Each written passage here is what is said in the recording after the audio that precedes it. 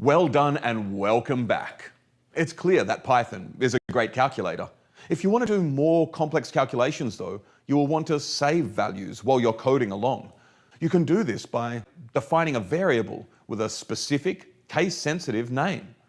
Once you create or declare such a variable, you can later call up its value by typing the variable name. Suppose you measure your height and weight in metric units. You're 1.79 meters tall and weigh 68.7 kilograms. You can assign these values to two variables named height and weight with an equal sign.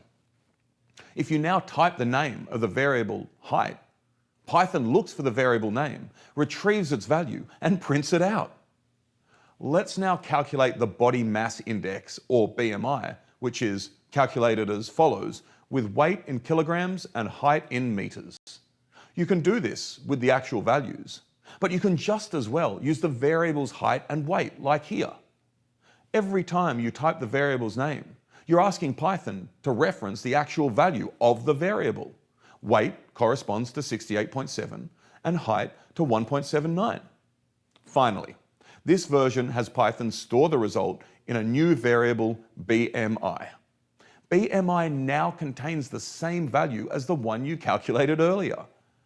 In Python, variables are used all the time. They help to make your code reproducible. Suppose the code to create the height, weight, and BMI variables are in a script like this. If you now want to recalculate the BMI for another weight, you can simply change the declaration of the weight variable and rerun the script. The BMI changes accordingly, because the value of the variable weight has changed as well. So far, we've only worked with numerical values, such as height and weight. In Python, these numbers all have a specific type. You can check out the type of a value with the type function.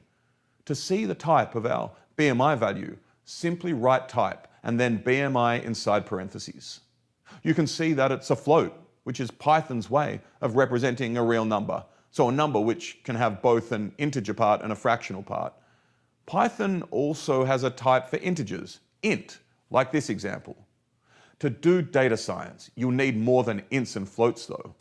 Python features tons of other data types. The most common ones are strings and booleans. A string is Python's way to represent text. You can use both double and single quotes to build a string, as you can see from these examples. If you print the type of the last variable here, you see that it's str, short for string. The boolean is a type that can either be true or false. You can think of this as yes and no in everyday language. Booleans will be very useful in the future to perform filtering operations on your data, for example. There's something special about Python data types. Have a look at this line of code that sums two integers, and then this line of code that sums two strings. For the integers, the values were summed, while for the strings were pasted together. The plus operator behaved differently for different data types. This is a general principle. How the code behaves depends on the types you're working with. In the exercises that follow, you'll create your first variables and experiment with some of Python's data types. I'll see you in the next video to explain all about lists. Let's get you coding. And I can't wait to see you in the next chapter, where you'll build even more awesome Python chops.